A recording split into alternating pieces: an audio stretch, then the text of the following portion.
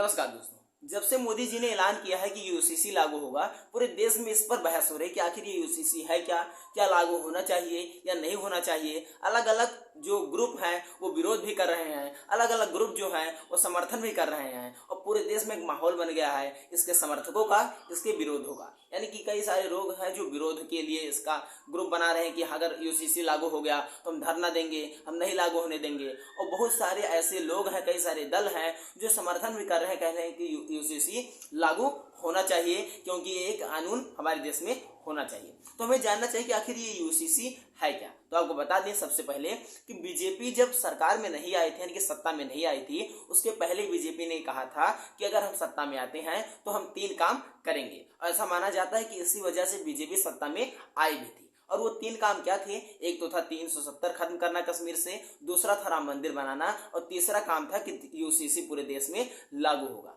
तो 2 काम जो है वो हो गए, यानी कि राम मंदिर का फैसला भी आ गया, राम मंदिर बन भी रहा है और 370 जो कश्मीर से था उसे भी खत्म कर दिया गया है। लेकिन बचा है तीसरा जो बीजेपी ने वादा किया था और वो ऐसा लग रहा है कि 2024 के पहले इस वादा को पूरा करके बीजेपी दिखाना चाहेगी कि हाँ, हमने सारे वादे अपने पूरे कर दिए। तो तीसरा वादा बीजेपी का ये है कि हम यूसीसी को लागू करेंगे। तो आइए आज हम जानते हैं कि आखिर ये यूसीसी है क्या। क्योंकि जब से ऐलान मोदी जी ने किया है कि हम यूसीसी को लागू करेंगे, चाहे जो क्षेत्रीय दल हो या फिर कोई भी कांग्रेस हो, बीजेपी हो, आम आदमी हो या फिर एआईएमआईएम हो या फिर जो मुस्लिमों से जुड़े हुए संगठन है या फिर आरएसएस हो, सब कह रहे हैं कि हमें ये से लागू होना चाहिए या नहीं लागू होना चाहिए। यानी कि समर्थक भी हो गए हैं और विरोधी भी इसके कई सारे हो गए हैं। तो सबसे पहले हमें ये जानना चाहिए कि आखिर ये यूसीसी है क्या। तो आपको बता दें कि ये यूसीसी का जो हिंदी अनुवाद होता है उसमें कहा जाता है कि समान नागरिक संहिता। समान का मतलब आप समझते ही हैं कि इक्वल, यानी कि एक बराबर हो। और यूसीसी में यूनिफॉर्म, यूनिफॉर्म माने समान। और बहुत सारे जो लोग हैं वो यूनिफॉर्म का मतलब समझ लेते हैं कपड़े से, यानी कि लोगों को ऐसा लगता है कि यूनिफॉर्म माने होता है कपड़ा और यूसीसी का लागू होने का मतलब है कि लोगों के लिए एक प्रकार के कपड़े होंगे और सब वही कपड़े पहनेंगे, दूसरे कपड़े लोग नहीं पहनेंगे। और इसी के ऊपर लोगों के और ज्यादा बहस होती है, प्रतिक्रियाएं होती हैं कि ये तो गलत है कि लोगों को एक ही प्रकार के कपड़े पहनने के लिए मजबूर किया जाएगा। तो ऐसा नहीं है। यूनिफॉर्म का मतलब यहाँ पर कपड़े से नहीं है, यहाँ पर यूनिफॉर्म का मतलब है समान। और नागरिक संहिता, संहिता का मतलब आप समझ लीजिए कि कानून से है। और नागरिक माने होता है कि देश में रहने वाले लोग जो होते हैं वो नागरिक कहलाते हैं। तो यानी कि एक ऐसा कानून बनेगा जो सभी के लिए बराबर हो, यानी कि आप किसी भी जाति के हो, किसी भी धर्म को हो, किसी भी क्षेत्र के रहने वाले हो, किसी भी भाषा को बोलने वाले हो, किसी भी बोली को बोलने वाले हो, सबके लिए एक बराबर कानून होगा। लेकिन इसके क्लेरिफाई करने से पहले आपको बता दें कि जो कानून होते हैं वो 2 प्रकार के होते हैं। यानी कि कानून आप देखेंगे, मामले जो होते हैं, कानून होते हैं 2 प्रकार के। एक होते हैं क्रिमिनल, एक होते हैं सिविल। यानी कि क्रिमिनल केस वो होते हैं जिसमें क्राइम होता है और ऐसा माना जाता है कि सिर्फ एक व्यक्ति के खिलाफ नहीं बल्कि पूरे समाज के खिलाफ है, पूरे देश के खिलाफ है। यानी कि एक ऐसा मामला जो समाज विरुद्ध या समाज बनाम व्यक्ति हो या व्यक्ति बनाम सरकार हो, तो वो केस जो होते हैं वो क्रिमिनल माने जाते हैं। और जो व्यक्ति बनाम व्यक्ति या सरकार बनाम सरकार, यानी कि आप देख लीजिए कि राज्य सरकार और केंद्र सरकार के बीच में कोई बहस है, ये सब सिविल मामले के अंतर्गत आते हैं। यानी कि तलाक हो गया, शादी हो गया या किसी बच्चे को गोद लेना, ये सब सिविल मामले के अंतर्गत आते हैं। और जो हत्या हो गया, रेप हो गया, ये सब क्रिमिनल के अंतर्गत आते हैं। तो आप समझ गए होंगे कि क्रिमिनल क्या होता है और सिविल क्या होता है। तो यूसीसी में एक सी भी है, यानी कि यूनिफॉर्म सिविल। तो सिविल माने समान नागरिक, यानी कि नागरिकों के लिए जो कानून बनाए जाएंगे, यानी कि समान नागरिक संहिता। अब सिविल का मतलब तो हमें आशा करते हैं कि आपको समझ में आ गया होगा। यानी कि सिविल मामले वो मामले होते हैं जो विवाह और जो परिवार से संबंधित मामले होते हैं। विवाह हो गया, तलाक हो गया, गोद बच्चा ले सकते कि नहीं ले सकते हैं, या फिर खेत का कोई मामला हो गया, तो ये सब जो मामले होते हैं, संपत्ति का मामला हो गया, ये सब सिविल के मामले आते हैं। यानी कि परिवार से संबंधित जो मामले हैं वो सिविल के अंतर्गत आते हैं। तो यानी कि ये जो यूसीसी लागू होगा ये किस पर लागू होगा? जो सिविल केस हैं उस पर लागू होगा। क्योंकि जो क्रिमिनल केस होते हैं उस पर अभी ही कानून है कि चाहे आप क्रिमिनल करें, अगर आप क्राइम करें, चाहे आप हिंदू हो या मुसलमान हो, किसी भी जाति के हो, किसी भी क्षेत्र के हो, अगर आप क्राइम करते हैं तो अभी जो हमारा देश का कानून है वो सबको एक बराबर सजा देता है। लेकिन जब संपत्ति की बात होती है, जब तलाक या शादी की बात होती है, तो हिंदुओं के लिए अलग कानून है, मुसलमानों के लिए अलग कानून है, और ईसाइयों के लिए अलग है, यहूदी के लिए अलग है, पारसी के लिए अलग कानून है, और जो बौद्ध, जैन और सिख हैं वो हिंदू जो कानून है उसके अंतर्गत आते हैं। यानी कि सभी धर्मों के लिए अलग अलग कानून दिए गए हैं, जो नागरिक कानून हमारे देश में संविधान में बनाया गया है। तो बहस भी इसी बात पर है कि आखिर सब धर्म के लिए अलग अलग कानून क्यों बनाया गया है। तो ये कहानी शुरू होती है अंग्रेजों के भारत में आने से। यानी कि आप देखेंगे अंग्रेजों के पहले जो थे मुगल शासन था या मुसलमानों का शासन था, उससे पहले हिंदुओं का शासन था। तो इसमें क्या होता था कि उसमें अपने धार्मिक जो कानून थे उसके हिसाब से देश चलता था। यानी कि आप देख सकते हैं मनुस्मृति के हिसाब से चलता था।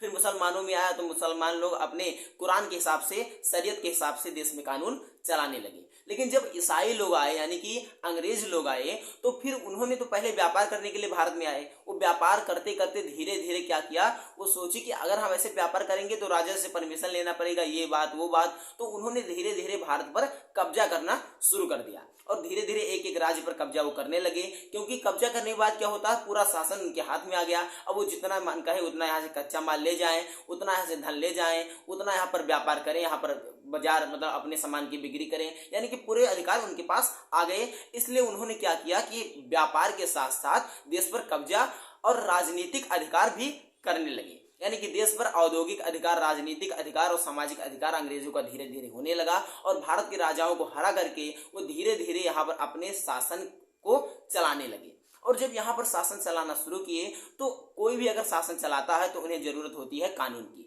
यानी कि कुछ ना कुछ ऐसे नियम बनाए जाएंगे जिसके अनुसार ही ये पूरा जो देश है वो चलेगा।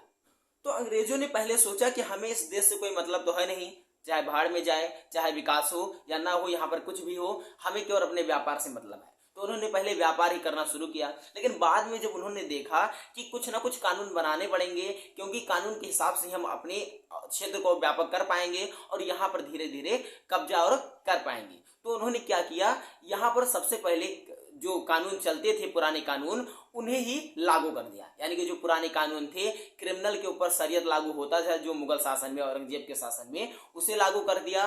और जो सिविल केस थे उसे ही लागू रहने दिया। लेकिन फिर धीरे धीरे उन्होंने परिवर्तन करना शुरू किया। तो अंग्रेज जो थे वो जानते थे कि अगर हम सिविल मामलों को अगर हम चुनौती देंगे, यानी कि जो पारिवारिक मामले हैं, अगर हम उनके कानून को बदलेंगे तो ये व्यक्ति के सीधे मतलब असर करेगा। यानी कि अगर हम जैसे परिवार का कोई कानून है कि शादी और तलाक का या कुछ ऐसा कानून है और हम उसमें अगर परिवर्तन करते हैं तो व्यक्ति जो है तुरंत आक्रोशित हो जाएंगे, विरोध करने लगेंगे। इसलिए उन्होंने सिविल मामलों पर कोई भी फैसला नहीं लिया। जैसा कानून चलता था सिविल मामलों पर वैसे ही चलने दिया। लेकिन जो क्रिमिनल मामले थे उसमें परिवर्तन करने लगे। धीरे धीरे आईपीसी उन्होंने लागू किया और कई सारे परिवर्तन करके वो जो क्रिमिनल मामले हैं उसको उन्होंने अलग तरीके से जो देश में कानून चलता था उसको बदल दिया। धीरे धीरे वो देश के जो सिविल मामले थे उसमें भी परिवर्तन करने लगे और नए नए कानून सिविल मामलों पर भी बनाने लगे। तो उन्होंने पहले जो सती प्रथा थी उसको खत्म किया और कई सारे जो ऐसी प्रथाएं थी उन्हें खत्म किया। क्योंकि राजा राम मोहन राव जो थे उस समय उनका भी बहुत योगदान था और सोचते थे कि जो कुप्रथाएं हैं इस समय उसे खत्म कर देनी चाहिए। क्योंकि जो सती प्रथा थी बहुत खराब प्रथा थी जिसमें औरतों को जिंदा जल जाना पड़ता था। तो इसलिए ये तो खत्म हुआ। फिर उसके बाद क्या हुआ, जब ये परिवर्तन करने लगे तो धीरे धीरे वो सिविल मामले पर और परिवर्तन किए। लेकिन उन्होंने जो परिवर्तन किए वो सिर्फ हिंदुओं के कानूनों पर ही किया। यानी कि हिंदुओं के जो सिविल केस थे उस पर ही परिवर्तन उन्होंने किए। मुसलमानों का जैसा कानून चलता था वैसे उन्होंने चलने दिया। लेकिन फिर बाद में मुसलमानों के जो कानून थे उसमें भी कुछ परिवर्तन किया और शरीयत जो इस समय मतलब कानून लागू है उसे लागू कर दिया कि यानी कि मुसलमानों के जब शादी की बात होगी या दहेज या तलाक की बात होगी तो ये सब मामले उनके शरीयत के अनुसार यानी कि उनके जो आपसी कानून है उसके अनुसार ही सॉल्व किए जाएंगे। फिर देश आजाद हुआ, आजादी मिली। तो आजादी के बाद भी बहस होने लगी कि यूसीसी को लागू होना चाहिए। जो भीमराव अम्बेडकर थे वो यूसीसी के पक्ष में थे। उन्होंने कहा कि हमारे देश में अब एक समान कानून की आवश्यकता है। फिर बाद में जवाहरलाल नेहरू ने कई कानून बनाए थे, लेकिन वो सिर्फ हिंदुओं के लिए उन्होंने बनाए। जैसे कि हिंदू विवाह अधिनियम आदि कानून उन्होंने बनाए। और ये चर्चा पूरे मतलब तब से आज़ादी के पहले से लेकर के अब तक लगातार बनी रही कि यूसीसी को लागू होना चाहिए। कई बार न्यायालयों ने भी कहा कि सरकार को सलाह दी कि अब तो यूसीसी को लागू करने का समय आ गया है, क्योंकि आप चाहे देखें सायरा बानो केस हो या कोई भी केस हो, हमेशा बात पर चर्चा होती रही कि देश में अब वक्त आ गया है यूसीसी को लागू करने का। और बीजेपी जब बनी थी तभी से इसके वादे थे कि 3 वादा को हमें पूरा करना है, और इसलिए ऐसा लगता है कि 2024 के चुनाव के पहले यूसीसी लागू हो जाएगा। तो अब 2024 में चुनाव आने वाला है, और मोदी ने 2014 के पहले ही कहा था, यानी कि बीजेपी बनी थी तब से लगातार इन्होंने कहा है। तो 2 काम तो हो गए, अब देखना ये होगा कि क्या यूसीसी लागू होता है या नहीं लागू होता है। आशा करते हैं इतना समझ में आया होगा, अगर नहीं आया तो भी बताइए। धन्यवाद।